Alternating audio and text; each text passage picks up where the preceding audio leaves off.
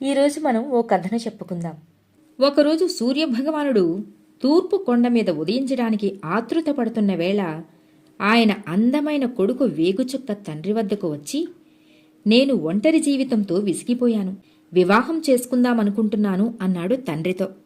సూర్యుడు కుమారుని వైపు చూసి, మరి నువ్వు నీకు తగిన కన్యని ఎంచుకున్నావా అని ప్రశ్నించాడు. అవును, నేను భూమి మీదున్న ఒక సంచారి తెగ అమ్మాయిని ప్రేమించాను. ఆమె నాతో సమానమైన అందంగా ఉంది. ఆమెనే వివాహం చేసుకుంటాను అన్నాడు. అది విన్న సూర్యుడికి కోపం వచ్చింది. అది వీలుపడదు. నింగి నేలలు కలవడం ఎలా సాధ్యం? భూమి మీద ఉన్న అమ్మాయిని చేసుకుంటే ఆమె తన వాళ్ళందర్నీ వదిలి రావలసి ఉంటుంది కదా. వాళ్లను మర్చిపోయి ఆమె సుఖంగా ఇక్కడ ఉండలేదు. ఆమె సంతోషంగా లేకపోతే నువ్వు కూడా సుఖపడలేవు. కాబట్టి ఆమెను మర్చిపో అంటూ వెళ్ళిపోయాడు. వేగుచుక్క చాలా దుఃఖానికి లోనయ్యాడు. తాను ప్రేమించిన కన్యను మర్చిపోలేక అన్నపానాదులు మాని చిక్కిపోసాగాడు. రాత్రుళ్ళు రహస్యంగా ఆమెను చూసి ఏడ్చేవాడు. ఇదంతా గమనించిన చందమామ సూర్యుడి దగ్గరకు వచ్చి వాళ్ల పెళ్లికి అనుమతినివ్వమని, లేకపోతే వేగుచుక్క పిచ్చివాడిగా మారే ప్రమాదం ఉందని హెచ్చరించాడు. ఇది విన్న సూర్యుడు అయిష్టంగానే పెళ్లికి ఒప్పుకున్నాడు. అయితే ఆ భూలోక కన్య ఇక్కడికి వచ్చాక ఎట్టి పరిస్థితుల్లోనూ భూమివైపు చూడకూడదు అనే షరతును కూడా విధించాడు. తండ్రి ఒప్పుకున్నందుకు సంతోషించిన వేగుచుక్క, ఆమెను ఒప్పిస్తాను నాన్న అంటూ రంగురంగుల దుస్తులు కిరీటాన్ని ధరించి తన ప్రేయసి ముందు ప్రత్యక్షమయ్యాడు. ఆమె అతన్ని చూసి మొదట భయపడినా అతని ప్రేమపూర్వకమైన మాటలకు సంతోషించి అతనికి వశమైంది. ఆమె పేరు సాత్యకి. కొన్నాళ్లయ్యాక వేగుచుక్క ఆమెని వివాహమాడాలనుకుంటున్నానని ఆమెకు తెలిపి తన తండ్రి విధించిన షరతుని గురించి కూడా చెప్పాడు. అంత అందగాడిని గొప్పవాడిని పెళ్లి చేసుకుని ఆకాశంలో ఉండటానికి ఆమెకి అభ్యంతరం కనిపించలేదు. సంతోషంగా తన అంగీకారాన్ని తెలిపింది. వేగుచుక్క ఆనందభరితుడై ఆమెను పెళ్లాడి ఆకాశలోకానికి తీసుకొచ్చాడు. కోడలిని చూసిన సూర్యుడు సంతోషించాడు. భూమి కనపడితే ఆమె మనస్సు ఎక్కడ బాధపడుతుందోనని భూమి కనబడకుండా పైన పెద్ద గంగాళాన్ని కప్పుగా ఉంచాడు సూర్యుడు. వేగుచుక్క భార్యతో సుఖంగా కాలాన్ని గడుపుతున్నాడు. ఏళ్లు గడిచాయి. వారికొక కుమారుడు కలిగాడు. వాడికి చిన్న చుక్క అనే పేరు పెట్టారు. ఒకరోజు ఆ బిడ్డ గంగాళం కింద చెయ్యి పెట్టి ఏడవటం చూసి సాత్యకి ఆ గంగాళాన్ని పక్కకు జరిపింది. ఆశ్చర్యం! దాని క్రింద ఆమెకి భూమి కనిపించింది. తన అమ్మ, నాన్న, బంధువులు, తన ఇల్లు, ఆ ఇంటి ముందు తను నాటిన పూల మొక్కలు అన్నీ చూసింది. ఒక్కసారిగా పుట్టింటిపైన దిగులుతో సతమతమైపోయింది. భార్య దిగులుగా ఉండటాన్ని గమనించిన వేగుచుక్క, ఏమైంది అని కారణమడిగాడు. మా అమ్మా నాన్నలని, పుట్టినింటిని ఒక్కసారి చూసి రావాలి అని ఉంది అని చెప్పింది. మీ నాన్నకు తెలియకుండా వెళ్ళి చూసి వస్తాను, అనుమతిని ఇవ్వండి అని కోరింది.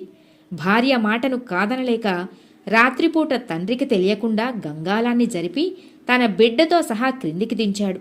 దిగుతున్నప్పుడు చిన్న చుక్కకి కొండరాయి తగిలి ముఖం చీరుకుపోయింది. బాధతో పెద్దగా అరిచాడు. ఆ అరుపును విన్న సూర్యుడు అక్కడికి వచ్చాడు. సంగతిని గ్రహించాడు. భార్యాభర్తలిద్దరూ మాట తప్పారని ఆయనకి పట్టరాని కోపం వచ్చింది. నువ్వు ఆకాశంలో ఉండటానికి అనర్హురాలివి. నీ బిడ్డతో ఇక ఈ భూమి మీదే ఉండిపో. ఇక ఎప్పటికీ నీ భర్తని చూడలేవు అంటూ కోడల్ని శపించాడు. ఇంటికి చేరిన సాత్యకి చిన్న చుక్క ముఖం మీద ఏర్పడిన గాయానికి మందు వేసి నయం చేయగలిగింది. కానీ అతని ముఖం మీద మచ్చ అలాగే మిగిలిపోయింది. చిన్న చుక్క క్రమంగా పెరిగి పెద్దవాడయ్యాడు. వారి జాతి విద్యలైన విలువిద్య, కత్తిసాము, కర్రసాము మొదలైన విద్యలను నేర్చుకుని వాటిల్లో ప్రావీణ్యుడయ్యాడు. అయితే తోటివారు, ఊరివారు అతన్ని మచ్చముఖంవాడు అని గేలి చేస్తూ ఉండేవారు. చిన్న చుక్క యుక్త వయస్కుడయ్యాక తల్లి అతనికి వివాహం చేయాలని సంకల్పించింది. అతడు విద్యలలో ఎంతో నేర్పరి, ధైర్యవంతుడు అయినప్పటికీ అతన్ని ఏ అమ్మాయి ఇష్టపడలేదు. తల్లి చింతించసాగింది. ఆ చింతనతో ఆమె అందమైన తన భర్త వేగుచుక్కని తలుచుకుని ఏడ్చేది. కొన్నాళ్లకి కుమారుని వివాహం కూడా చూడకుండానే ఆమె మరణించింది.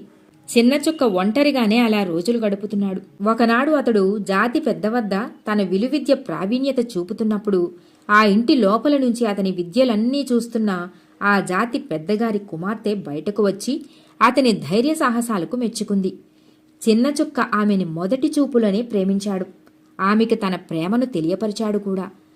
అప్పుడు ఆమె, నువ్వు శౌర్యవంతుడివే కాని అందవిహీనమైన నీ ముఖాన్ని నేను భరించలేను అంది.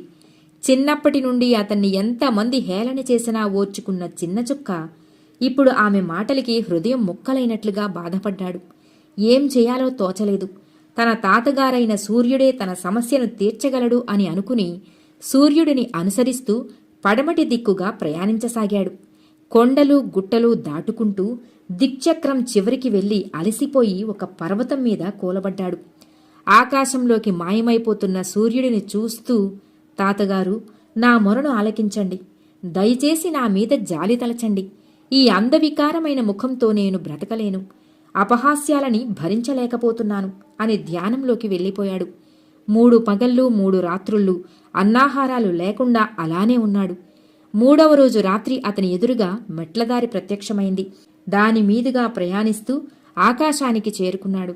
తన ఇంటికి చేరగానే అక్కడ 7 రాకాసి గద్దలు తన తండ్రి మీద దాడి చేయడం చూసిన చిన్న చుక్క తన వర నుండి కత్తిలాగి వాటిని తెగనరికాడు.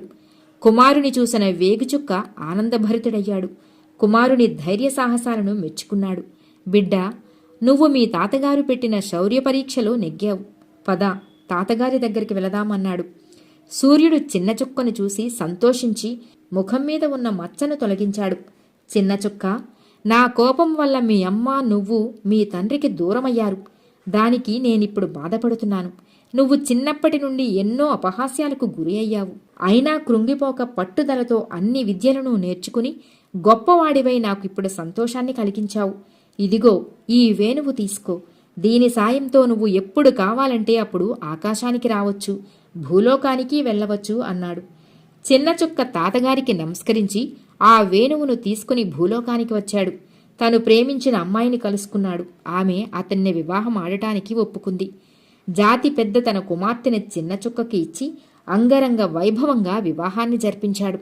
కొన్నాళ్లు గడిచాక వేణువు ఊది తన భార్యను తీసుకొని ఆకాశలోకానికి చేరాడు చిన్న చుక్క. తండ్రి తాత వారిని ఆశీర్వదించారు. వాళ్లకు సంతతి కలగసాగింది. అప్పుడప్పుడు వేణువు ఊది తమ సంతానాన్ని తీసుకుని భూలోకానికి వచ్చిపోతూ ఉంటారు చిన్న చుక్క దంపతులు. కాలక్రమంలో వారి సంతతి తామరతంపరగా వృద్ధి చెందింది. అదే ఇప్పుడు మనం చూస్తున్న పాలపుంత. కథ సమాప్తం.